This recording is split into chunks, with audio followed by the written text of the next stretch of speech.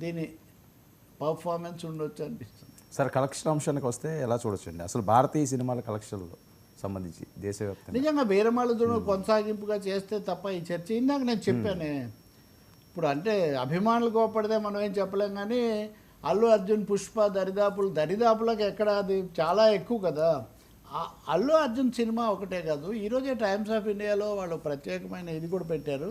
మొదటి 6 నెలల కాలం చాలా సంతోషంగానే ఉంది పరిశ్రమ అని.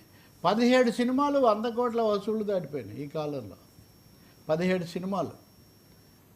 ఇందులో 40% హిందీ సినిమా, 20% తెలుగు సినిమా, 15% తమిళ సినిమా.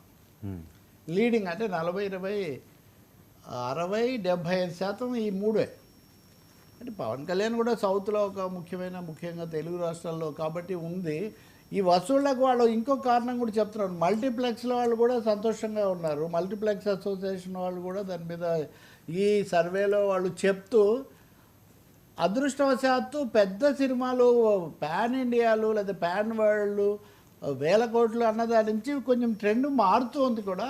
దానికి సంక్రాంతికి వస్తున్నాం అంటే స్టార్డమ్ కోసం కలెక్షన్ ఖర్చు ఉండొచ్చేమో, కానీ సినిమా ప్రొడక్షన్ ఏదో చాలా బ్రహ్మాండం బద్దలు కొట్టే తప్ప డబ్బులు రావు అన్నది అదేం లేదు. సంక్రాంతికి వస్తున్నాం అన్నది ఒక మోడల్ లాగా దానికి చెప్తున్నారు. ఇతర దేశంలో కూడా దాన్ని చెప్తున్నారు. అలాగే ఓటీటీలు అన్నవి కాస్త నెమ్మదిగా మల్టీప్లెక్స్లకు కూడా మారిపోయి కంటిన్యూటీ ఒక ఎమోషనల్గా అటాచ్ అయ్యే ఫిలిమ్స్, అలాగే భాషా భేదం లేకుండా ఇప్పుడు ఉదాహరణకు మలయాళం సినిమా ఈ దశలో ఓటీటీలు మల్టీప్లెక్స్లో నెమ్మదిగా పుంజుకుంటున్నది మలయాళ సినిమా. కన్నడలో ఓకే కేజీఎఫ్, ఆ తర్వాత కాంతారా వచ్చిన తర్వాత కన్నడ సినిమా కూడా బలమైన ముద్ర వేసినప్పటికీ ఓవరాల్గా మలయాళ సినిమా మీద భారతీయ ప్రేక్షకుల యొక్క దృష్టి కూడా పెరుగుతోందని. ఇక్కడ ఇంకో చిన్న తేడా ఉంది. మోరర్లెస్ తెలుగు సినిమా బాహుబలి దాని తర్వాత ప్రతి సినిమాను ఏదో ఒక విధంగా పురాణాలతోనో మైథాలజీతోనో లింక్ చేయడం. నేను అదే నిన్న ఏదో మీ సమావేశంలో సభలో చెప్తూ ఉన్నాను. నేను కేవీ రెడ్డి లేకపోతే ఎన్టీ రామారావు, మా విజయ వాళ్ళ చిత్రాలు, లేకపోతే కమలాకర్ కామేశ్వరం ఇట్లాంటి వాళ్ళందరూ కూడా దేవుణ్ణి దైవాన్ని మానవీకరించే పనిచేశారు. బావా ఎప్పుడు వచ్చి తీవు చెలియో చెల్లగో తమరు చేసిన ఇవన్నీ అన్నప్పుడు మనము కృష్ణుడు ఆయన ఏదో మన ఊళ్ళో ఉన్నవాడు అన్న పద్ధతిలో జనం అటాచ్ అయ్యారు. అలా ఘటోద్గజుడు వచ్చినప్పుడు లేకపోతే భీమసేనుడు బాగా తింటాడనో ఇవన్నీ కూడా వాళ్ళని పురాణ పురుషుల్లా లేకపోతే అన్నింటినీ మించి లవకుశ సందేహించకమమ్మ రఘువమ్మ ప్రేమను సీతమ్మని వాల్మీకి పాడినా లేకపోతే ఏ నిమిషానికి ఏమి జరుగును అన్నా అంటే పురాణాలను ప్రజలు సాంఘికాల్లాగా చూశారు. ఇప్పుడు సాంఘికాలను పురాణాల్లాగా చేసే ఒక పరిస్థితి. దీనివల్ల ఏదో ఒక విధంగా కల్కి అవతారం వస్తాడనో. ఇప్పుడు కార్తికేయ ఫర్ ఇన్స్టెన్స్, ఇప్పుడు కార్తికేయ ఏంటి, అల్లు అర్జున్ కాస్త అట్లీ దగ్గరికి వెళ్ళిపోతే ఆ గ్యాప్ ఫిలప్ చేసుకోవడానికి వీళ్ళు ఇటు వస్తే Kartikeya is god of war.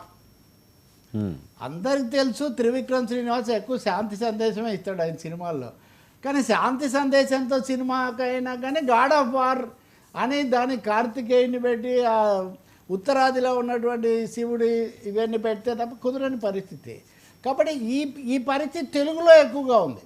Okay, Malayalam cinema సామాజిక సంబంధాలు, కుటుంబాలు, ఉదాహరణకు దృశ్యం లాంటివి. సో ఈ human relations, human interactions, middle class sentiments, educated విద్యార్థికుల యొక్క మధ్యలో ఉండే మనోవేదనలు, వీటిని మహిళలు కూడా ఇవన్నీ చెప్పడం వల్ల మలయాళం సినిమా నెమ్మదిగా స్కోర్ చేయడం అనేది కూడా మనం గమనిస్తాము.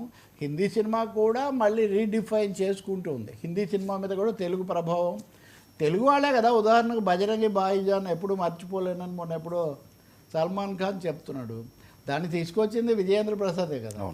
కాబట్టి తెలుగు సినిమా ప్రభావం పడితే ఇంకోటి కూడా మీరు చూడొచ్చు.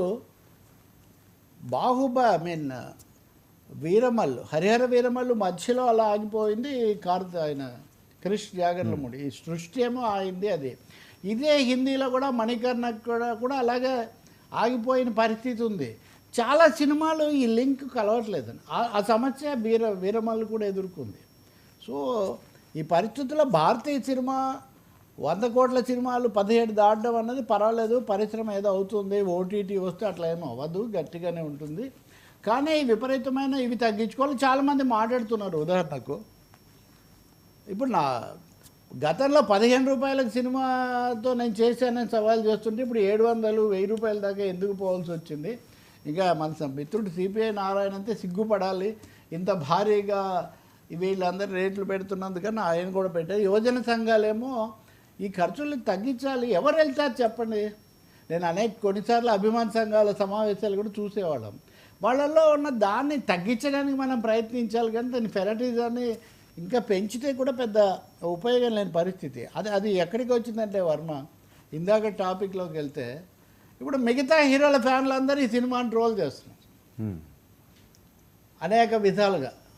ఆయనే ముందు నేను చిన్న హీరోనే, నేనేం మరి ఇంత కాదని ఆయనే చెప్పుకుంటే అయినా ఇప్పుడు ట్రోల్ చేస్తున్నారు. కాబట్టి ఇండియన్ సినిమా ఓవరాల్గా నిలదొక్కుంటున్న ఒక పరిస్థితుల్లో తెలుగు సినిమా కూడా జాతీయ ప్రపంచ ముద్ర వేస్తున్న సమయంలో ఈ చిత్రం యొక్క రెస్పాన్స్, రియాక్షన్స్ బట్టి కొంచెం డిఫరెంట్గా ఉన్నాయి. ఏదైనా ఇంకా 1-2 రోజులు చూసిన తర్వాత మనం రేపు ఈ సినిమా రాజకీయ అంశాల గురించి రేపు వెళ్ళడం మనం మాట్లాడవచ్చు.